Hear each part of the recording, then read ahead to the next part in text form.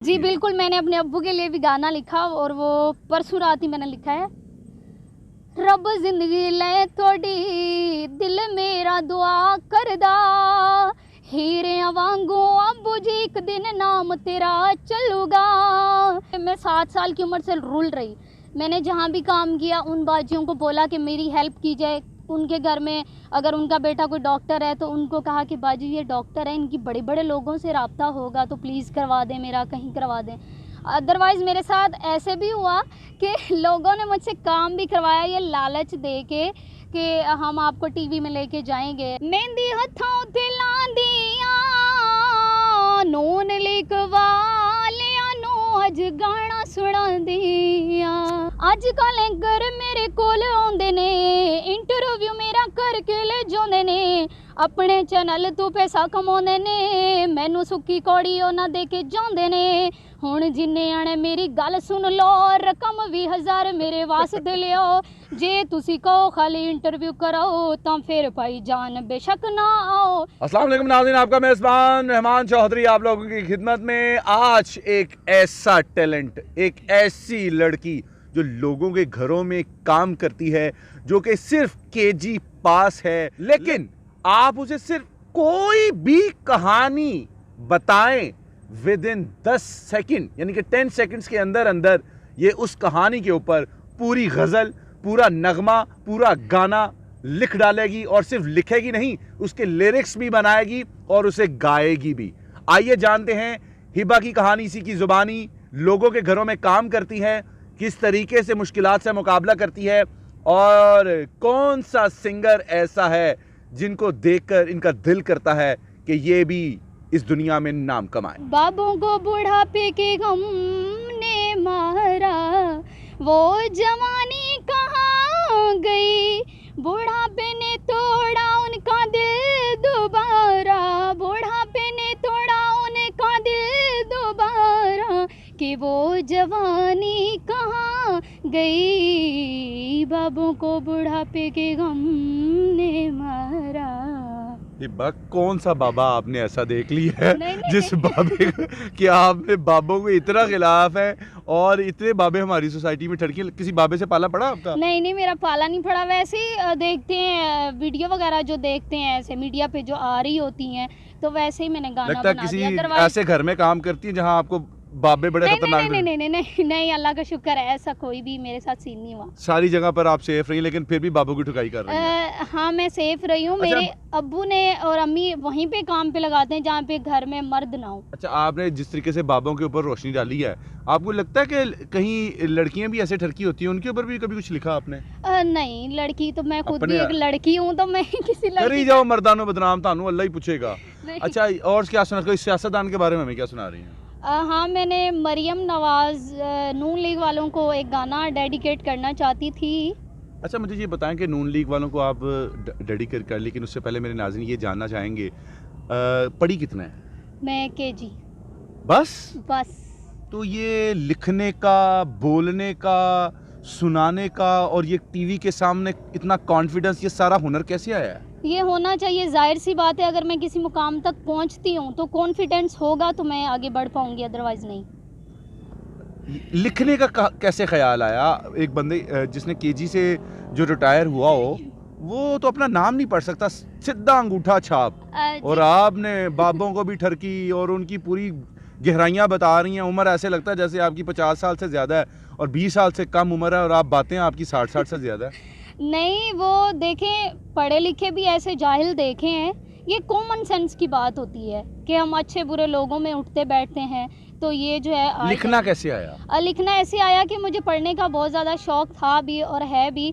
तो मैं जैसे जिनके घर काम करती हूँ उनको एक पेज दे दिया, मुझे छोटी ABC सिखा दें, कुछ इस तरह करके मैट कैट फैट पढ़ी। तो मैं बहुत ही कम हूँ, लेकिन मैं सॉन्ग जो है, मुझे लिखने का शौक़ था तो मैं सॉन्ग जो है वो लिख लेती। अच्छा, मुझे ये बताएं कि आप जब लोगों के घरों में काम करती हैं और इतनी टैलेंटेड लड़की, तो लड़कियों में तो वैसे बड़ा ना इट कुत्ते दा वैर होंदा, बर्दाश्त ही नहीं करती, खूबसूरती नहीं बर्दाश्त करती, तो इधर टैलेंट कैसे बर्दाश्त हो जाता है लोगों को? जी बिल्कुल ऐसा भी होता है लेकिन फिर उनको बुरा लग जाना है। उनको बुरा लग जाना है? बुरा लग जाना है तो रोजी रोटी खराब होगी। बिल्कुल, मेरे रिस्क का मसला है। तो कभी ऐसे भी हुआ है किसी बाजी ने आपको कहा हूँ तू साढ़े घर ना बनी, तू ते नंबर ला गई है? नहीं, ऐसे तो नहीं कहा, लेकिन देखें, ज़रूरी नहीं होता कि एक पढ़ा लिखा इंसान ही अपनी नाम और अपनी पहचान बनाए। मेरे में आवाज़ है और मैं चाहती हूँ लोग मुझे प्रमोट करें, और इंशाल्लाह मेरे दिल को भी इस चीज़ की जो है वो तसल्ली है कि इंशाल्लाह वो टाइम आने वाला है। पहली मरतबा क्या लिखा था, कैसे लिखा था? पहली मर्तबा मैंने, जब मैं अपने भाई लोगों को कहती, अब्बू को कहती कि मैंने गाना गाना है, तो वो मुझे मना करते थे। मेरी जो नानकियाल है, मेरे नाना अब्बू बहुत ऊंचे स्टेज पर थे। मेरी अम्मी को भी शौक़ था, 4 साल उन्होंने मेरे नाना अब्बू के साथ रियाज़ किया, लेकिन मेरी अम्मी का जो शौक़ था उसको दबाया गया। वो इसलिए कि मेरे नाना अब्बू, मामू अब्बू ये कहते थे हम एक इज़्ज़तदार औरत जो होती है वो इस तरह स्क्रीन पे आए, अच्छी बात नहीं है। मेरी अम्मी के टैलेंट को दबाया गया, फिर मुझे शौक़ लगा, तो मेरी कोशिश ये थी कि मैं करूं, मैं गाना गाऊं। तो मेरी फैमिली इस चीज़ को ठीक नहीं समझती, इसलिए कोई भी मुझे सपोर्ट नहीं करता सिवाय मेरे अब्बू के। तो मैंने उनको ये सॉन्ग जो था वो डेडिकेट किया, वो भी सिद्धू मूसेवाला की पैरोडी में, कि मुसीबत तां मर्दां ते पैंदी रहिंदी थोड़ा है। सा सुनाए, थोड़ा सा। मुसीबत तां मर्दां ते पैंदी रहिंदी ए, अबो डरी ना दुनिया साली जो कहंदी ए, नाले जड़े गाने पिछे मैं तुर गई, इत्थे बदनामी हाय रेट मिलोगी। क्या बात है। अच्छा ये बताएं कि आप आजकल सोशल मीडिया पे काफ़ी चल रही हैं, पिज़ीराई भी मिली है कि सिर्फ जो यूट्यूबर्स हैं अपने व्यूज़ ही लेते हैं, कोई आपको भी कोई प्रमोट करता है? मैंने उनके लिए भी एक लाइन लिखी है, अच्छा, उनको सुनाना चाहूँगी। अजकल एंकर मेरे कोल आउंदे ने, इंटरव्यू मेरा करके ले जांदे ने, अपने चैनल तो पैसा कमाउंदे ने, मैनू सुक्की कौड़ी ना दे के जांदे ने। हुण जिन्ने आने मेरी गल सुन लो, रकम 20,000 मेरे वास्ते लियो, जे तुसी कहो खाली इंटरव्यू कराओ तां फिर भाई जान बेशक ना आओ। अपना यूट्यूब चैनल बनावांगी, रोज़ एक वीडियो मैं उत्थे पावांगी, जदों मेरा चैनल ग्लो कर गया, घर बैठे बैठे मैं पैसा कमावांगी। मुसीबत तां कुड़ियां ते पैंदी रहिंदी ए, हिबा डरी ना दुनिया साली जो कहंदी ए, नाले जड़े गाने पिछे तू तुर गई, इत्थे बदनामी हाई रेट मिलूगी। ये चीज़ क्या बात है, क्या कहने हैं। कॉन्फिडेंस लेवल चेक करें, मेरा जो सर है फ़ख्र से बुलंद हो गया कि हमारे मुल्क पाकिस्तान में ऐसी दबंग बेटियां भी मौजूद हैं कि जिनको पता है कि कैसे आप लोगों की आंखों में आंखें डालकर बात करनी है। अच्छा ये बताएं कि सियासतदानों में मरियम नवाज़ पे भी आज कुछ नया सुनाना चाह रही हैं, क्या सुनाएंगी? मैं उनकी सुना था, मैंने बेल हुई है तो बेल पे सुनाएं फिर कुछ। हाँ, उस पे सुनाऊंगी। मेहंदी हथों ते लांदियां, नून लिखवा लिया नो अज गाना सुनांदियां, नून लिखवा लो कोई जश्न मनाओ, मरियम की बेल पे महक मलिक को नचाओ, लैला में लैला ऐसी हूँ लैला, हर एंकर पूछे मुझसे ही बा कैसी तू लैला। ये क्या बात है जी, क्या कहने हैं।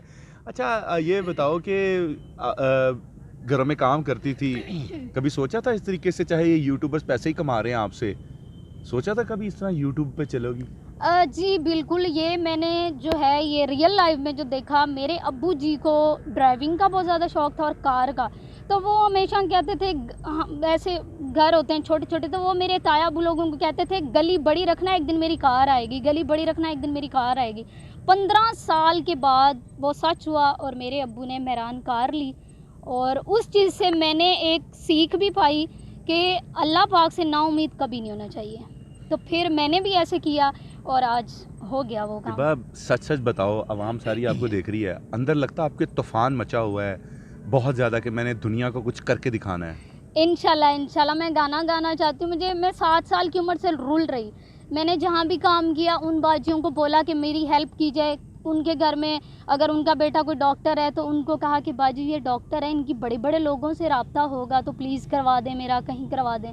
अदरवाइज़ मेरे साथ ऐसे भी हुआ कि लोगों ने मुझसे काम भी करवाया ये लालच दे के कि हम आपको टीवी में लेके जाएंगे। वो गाने के आगे तो मेरे लिए कुछ भी नहीं है, उन्होंने मुझे पैसे भी नहीं दिए, ऐसे भी काम करवाती रही लेकिन मेरी सपोर्ट नहीं की गई। हिबा मुझे ये बताओ कि कितनी मरतबा ज़िंदगी से नाउमीद हो जाती हो जब देखती हो इतनी मेहनत कर रही हूँ, गा भी रही हूँ, लिख भी रही हूँ, और फिर तन्हाई में जाकर अपने आप से बातें करती हो? बिल्कुल अपने आप से, और फिर मैं अल्लाह पाक से बात करती हूँ कि अल्लाह पाक मैं भी आपकी एक बंदी हूँ, मेरे पे भी थोड़ी नज़र डालें। मैंने एक बयान सुना था, उसमें वो ये कह रहे थे कि लोग हम पैसे घर में रखते हैं कि कोई बुरा वक्त ना आ जाए।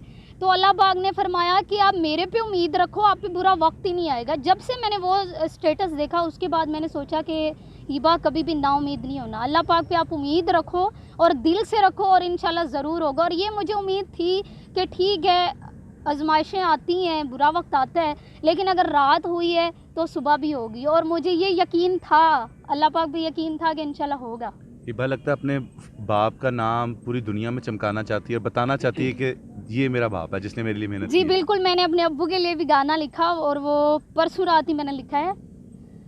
रब जिंदगी ले थोड़ी, दिल मेरा दुआ करदा, हीरे वांगू अब्बू जी एक दिन नाम तेरा चलूगा, हीरे वांगू अब्बू जी नाम तेरा चलूगा। नाज़रीन, हिबा की गुफ्तगू आपने सुनी है और मैं सिर्फ यही कहना चाहूँगा कि आपने इसे सपोर्ट करना है और पाकिस्तान के वो लोग जिनके बड़े करीबी ताल्लुकात हैं म्यूज़िक डायरेक्टर से, सिंगर से, जैसे ये वीडियो देखें तो काइंडली उन तक पहुँचाएँ ताकि हमारी इस बेटी की जो है वो इज़्ज़त अफजाई हो सके, इसे अच्छा प्लेटफॉर्म मिल सके, इसको सीखने का अच्छा मौका मिल सके और ये अपना नाम कमाए। और जिस तरीके से ये इस ज़िंदगी के साथ मुकाबला कर रही है, मैं महसूस कर सकता हूँ पास बैठकर। शायद आप वो चीज़ महसूस ना कर पाएँ, लेकिन इसकी बातों में इतनी सच्चाई है कि जो दिल से निकलती है वो असर रखती है। और मुझे दीजिए इजाज़त, अल्लाह निगहबान।